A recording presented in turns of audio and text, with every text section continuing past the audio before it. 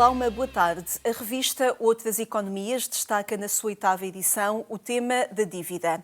Esta publicação, da responsabilidade do Centro de Intervenção para o Desenvolvimento, Amílcar Cabral, conta no seu mais recente número com a parceria da Fundação Fé e Cooperação. Vamos olhar para este tema nos próximos minutos, mas antes convido a acompanhar a rubrica da Fundação Ajuda à Igreja que Sofre, Perseguidos, mas não esquecidos.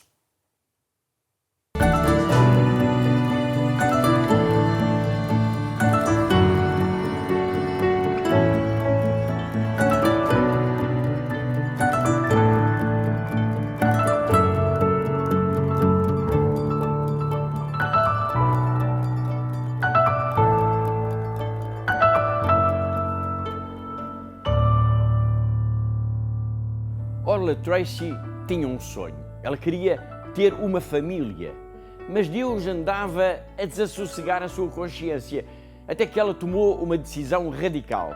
Vendeu o carro, gastou todo o dinheiro que tinha, comprou um bilhete de avião, foi para a Austrália e divertiu-se à séria. Uma semana depois, bateu à porta das irmãs do Loreto e a sua vida mudou para sempre. E Deus fez-lhe a vontade. Ela não casou, é verdade, mas a sua família agora é enorme, é muito maior do que todos os filhos que alguma vez poderia imaginar. Agora ela está no Sudão do Sul, vive entre o povo Dinka, vive num país que acabou de alguma forma de atravessar uma dolorosa guerra civil que durou mais de 20 anos. For me, it has been a beautiful love story to be here. We're in the context of the Dinka tribe. They are cattle-loving people.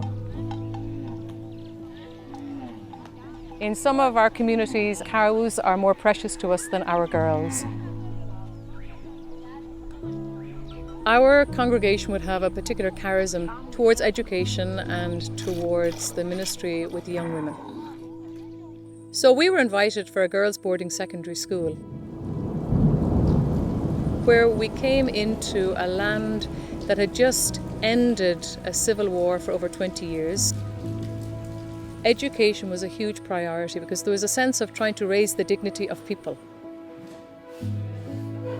but also the spiritual development and the moral development of the individual and their recognition that they are part of a wider church.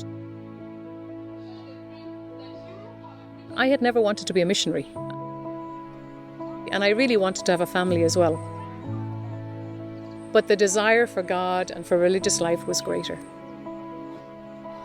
I sold the car, spent all the money that I had, went off to Australia, had a great time, and the next week I joined the Loreto Sisters.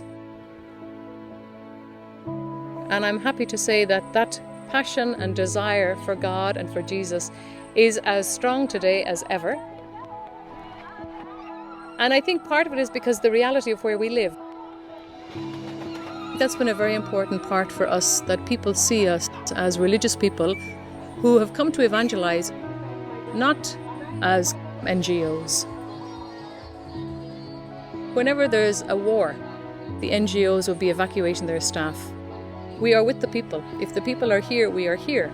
If the people move into the bush because of insecurity, we move into the bush with the people for insecurity. I don't think any of us would have survived the many years of hardship that we've had here unless we truly loved the mission and loved the people that we are with.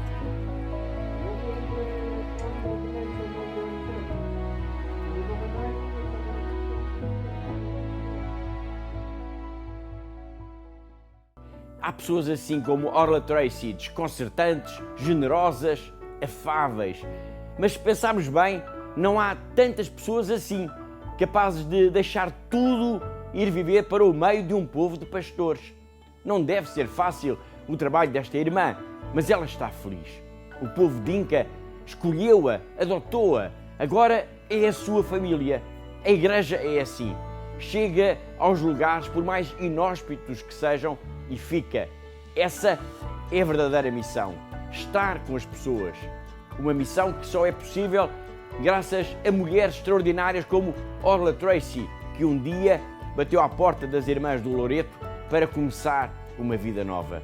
Ainda bem que no mundo há pessoas assim. Todas as semanas marcamos encontro aqui porque há uma igreja que precisa da nossa ajuda.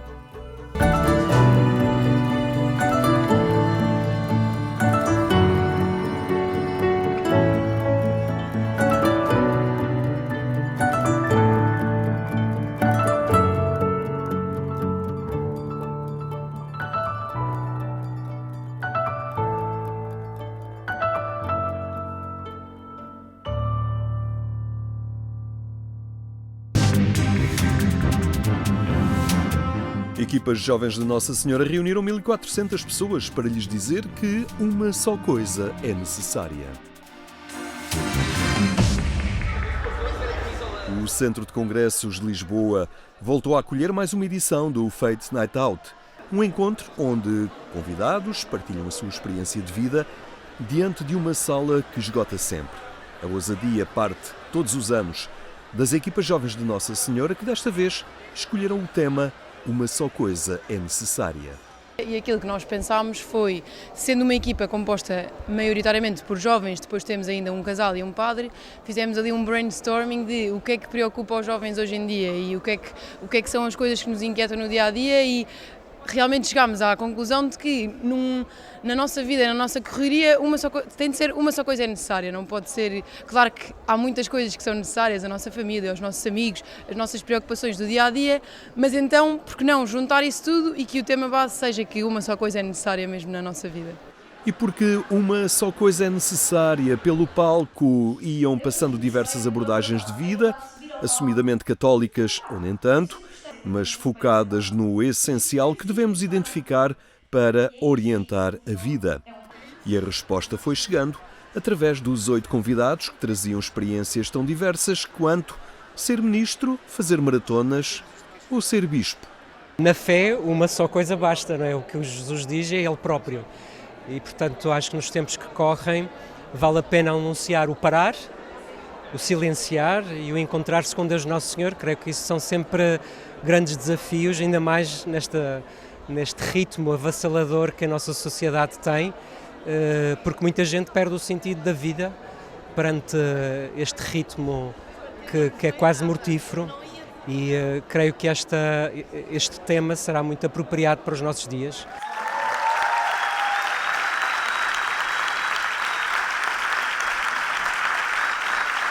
Pedro Pinto e Miguel têm protagonizado um exemplo de superação e entrega ao fazerem provas desportivas de grande exigência. A paralisia cerebral do Pedro não lhe apagou o entusiasmo que encontrou na entrega do Miguel, a receita para mostrar ao mundo que não há impossíveis. E na vida, fora das pistas, também há desafios. Tem os seus paralelismos. O Ironman é muito semelhante à vida. É uma coisa que começa com sorrisos e antecipação de felicidade, uma coisa que depois pode tornar difícil em alguns momentos, mas acaba sempre em bom quando as pessoas superam as adversidades que têm pelo caminho. São só umas horas ali, mas que se transpõem para a vida de uma forma gira.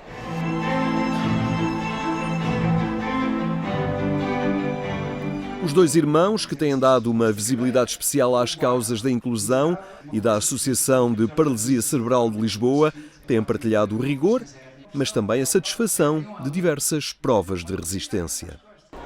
Tem sido giro?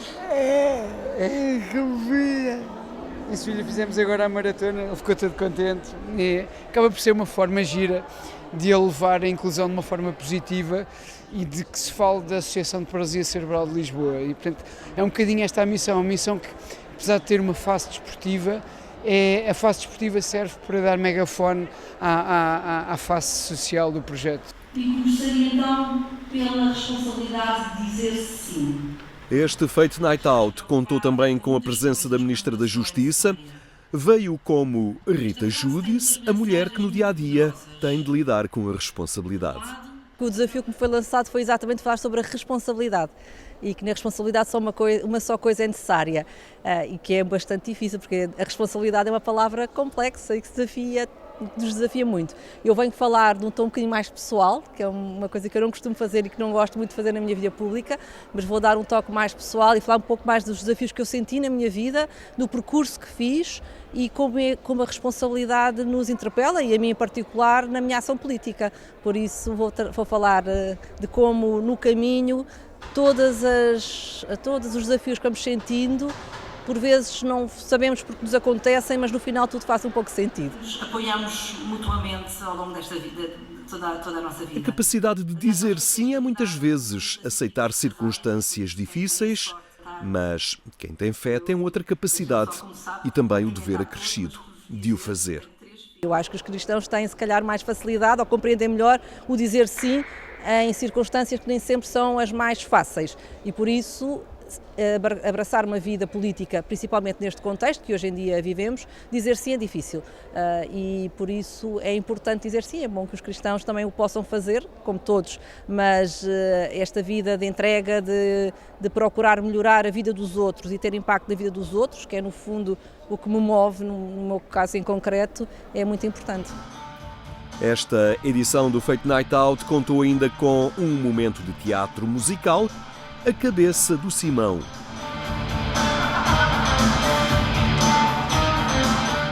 Nós conhecemos o Simão, que é o protagonista da nossa história, e vamos conhecer a cabeça dele. Conhecemos todos os seus pensamentos, que são de facto as personagens da peça. Também temos algumas das personagens que se cruzam com ele, uma irmã, a namorada, mas vamos sempre tendo contacto com aquilo que a cabeça dele está a pensar. Cada um deles é um pensamento e vamos por aí. O turbilhão de pensamentos e de urgências que o dia-a-dia nos impõe, a capacidade de gerir e não deixar nada para trás, ou a vida caótica no meio de tantas tarefas e obrigações. O Simão falou-nos do que se passa na sua cabeça. É um espaço confuso e ao longo vai-se percebendo, é uma luta interior grande de prioridades, de o que é que eu dou mais prioridade, em que altura é que eu dou, e uma confusão, muitas vezes, um conflito interior, que acho que todos nos identificamos com isto, de uma cabeça que está numa desarrumação total e sem perceber qual é que é a prioridade e qual é que é o caminho que tem que seguir, e no fundo só a tentar encontrar o seu caminho, não é? Que é o que todos aqui estamos a fazer, mas ele está numa busca incessante com a namorada, com os amigos, com a família, com o trabalho, e isto tudo faz só um caos que ele não consegue lidar. A palavra, a música, os testemunhos, é isto o Fate Night Out. Passa por aqui o espírito e a razão de ser das equipas jovens de Nossa Senhora. Mais notícias em agência.eclésia.pt. Recebemos agora no programa Eclésia Cecília Fonseca, do Centro de Intervenção para o Desenvolvimento, Amílcar Cabral. Olá, boa tarde, obrigada por estar na nossa companhia, Cecília. Eu pedi-lhe primeiro uma apresentação desta publicação multimédia, digital, a que é que ela se destina e o que é que pretendem exatamente concretizar com esta publicação. Muito obrigada pelo convite.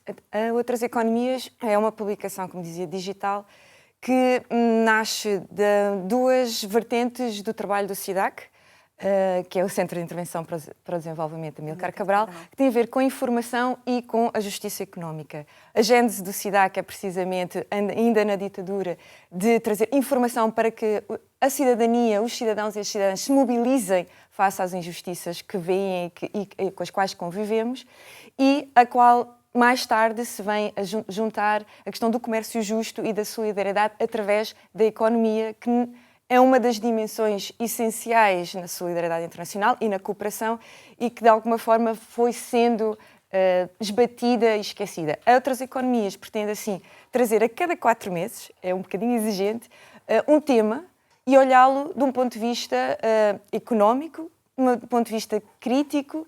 Dizemos que é uma revista de não especialistas para não especialistas e o seu objetivo é precisamente democratizar o acesso e o conhecimento económico numa perspectiva global. Procurando simplificar palavras, se calhar mais técnicas, que aproximem do público em geral, apresentando, pergunto-lhe, Cecília, sempre uma proposta de educar para o desenvolvimento. Exato.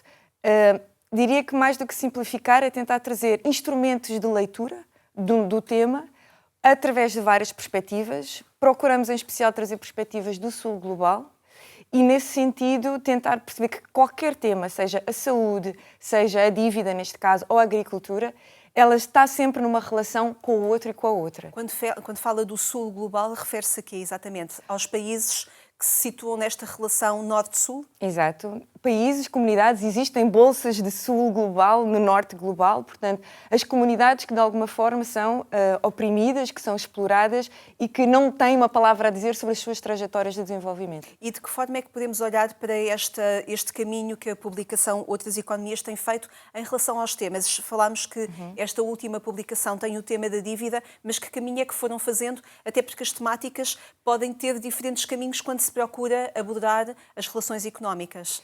O que nós procuramos trazer, não há uma relação lógica entre os temas. São temas que nos parecem, de alguma forma, importantes, mesmo quando não parecem ter nada a ver com a realidade, com a nossa realidade, como é a dívida europeia, mas que nós pensamos que são importantes discutir e descrutinar esta relação sul-norte e das interdependências entre os países. E, portanto, já falámos de justiça climática no segundo número. O primeiro foi um pouco para percebermos o que é que estamos a falar quando falamos de outras economias, essa pluralidade do que é a economia, quando no nosso dia-a-dia tendemos a ver apenas a economia como a economia de mercado, mas, na realidade, o nosso dia-a-dia é feito de muitas formas económicas que nós não valorizamos e tentamos trazer também, isso acho que talvez seja importante, alternativas económicas, não sei se lá iremos, ou seja, outras formas de trocas materiais, de trocas, não é? Nós compramos, vendemos, produzimos, mas que têm outro tipo de objetivo que não sejam o lucro. De alguma forma que possam fomentar também relações humanas. Exatamente. Este tema, esta 8ª publicação, contam com a parceria da Fundação Fé e Cooperação e esse tem sido, digamos, o modus operandi desta publicação. Ou seja, em cada edição procuram diferentes parceiros. Com que objetivo, Cecília? O objetivo, primeiro, como dizia, nós não somos especialistas, apesar do SIDAC ter um caminho dentro da economia solidária e do comércio justo e da justiça económica, ou seja, da dimensão económica dentro da educação e do desenvolvimento, não sabemos tudo e, portanto, a cada número tentamos convidar um coletivo, uma associação, uma organização que nos parece pertinente e que tem trabalho nesse campo e o objetivo é precisamente enriquecer o olhar, trazer outras visões e como a revista é feita por convite, ou seja, nós identificamos quais são os ângulos e quais seriam as pessoas ou as organizações que podem depois escrever, fazer uma entrevista. Todas as organizações que convidamos para o que nós chamamos de Conselho Editorial trazem esse manancial de outros contactos que nós não temos, o que faz de cada número uma experiência muito rica de aprendizagem coletiva. Olhemos para este 8º número sobre a dívida. Por que é que decidiram que este tema seria importante refleti-lo neste contexto em que nos encontramos atualmente? Diria que a dívida é importante refletir sempre e é um dos temas que, dentro do desenvolvimento e da cooperação para o desenvolvimento, tende a estar um pouco escondido e pouco falado e, no entanto, ele é uma das razões estruturais para as desigualdades entre os países.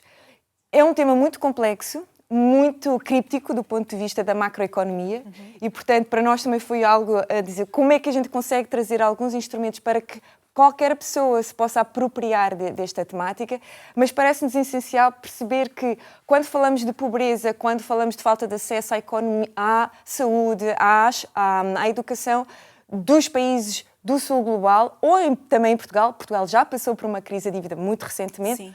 O que é que causa? E, portanto, entender que a dívida é uma forma que qualquer Estado tem para gerir, não é? o seu orçamento, mas que historicamente há países que estão como que encapsulados, não é? Presos em ciclos históricos de dívida. De relações históricas. Exatamente. E que levam a que tenham menor capacidade de negociação, seja das condições dos empréstimos, que é disso que estamos a falar, não é? De empréstimos, e depois têm consequências sobre a população, sobre a sua própria, as suas decisões em termos de políticas públicas. E quando dizia que este é um tema muitas vezes escondido e que marca relações, pergunto-te se neste contexto internacional que vivemos, em que, por exemplo, os fundos para a cooperação ao desenvolvimento são cortados ou são desviados para que as respostas, por exemplo, sejam desenvolvidas pelos Estados e menos pelas organizações não governamentais para o desenvolvimento, que consequências é que temos perante este cenário?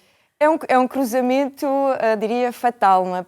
Por um lado, eu acho que é importante perceber que a cooperação para o desenvolvimento não vai nunca conseguir conciliar ou, por si só, solucionar questões que são estruturantes do sistema financeiro internacional. Acho que isso é importante percebermos que estamos a falar do sistema financeiro internacional. Certo. E a cooperação é uma peça pequena, mas que faz o seu trabalho e faz alguma diferença. E tem que estar alerta para que outros mecanismos levam a condições perenes de injustiça.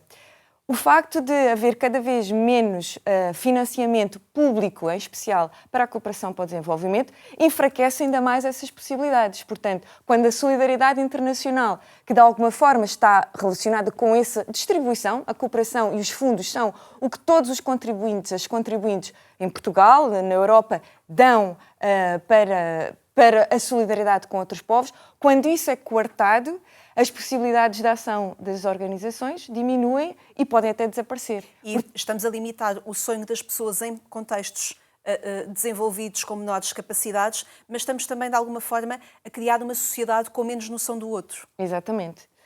Precisamente porque estes mecanismos, primeiro, há várias dimensões, não é? Os mecanismos são muito complexos, portanto, falar de dívida, dizer que a dívida promove e continua a fazer com que haja populações que estão em ciclos de pobreza é algo que é difícil de perceber. E quando vivemos em um contexto em que, pelo menos em Portugal e na Europa, as narrativas, as próprias pressões económicas se fazem com que as pessoas tenham que fazer escolhas e tenham que perceber o que é mais importante para a sua vida, a solidariedade e a visão do outro com a qual estamos plenamente ligados. Não é? Basta ver, podemos olhar para a etiqueta de uma camisola e perceber que vivemos num mundo globalizado. Sim.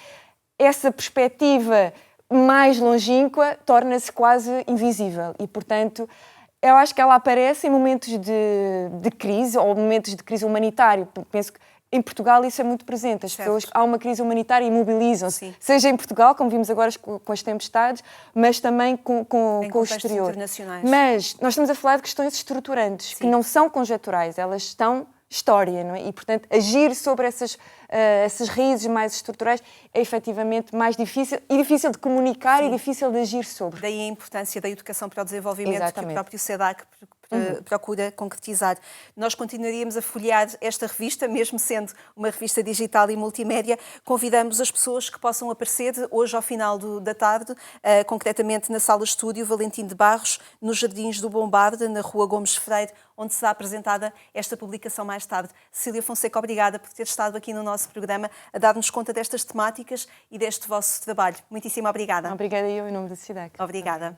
Obrigada a si também por ter estado connosco. Marcamos encontro amanhã aqui na RTP2 ou procure-nos no portal sempre atualizado agência.eclesia.pt.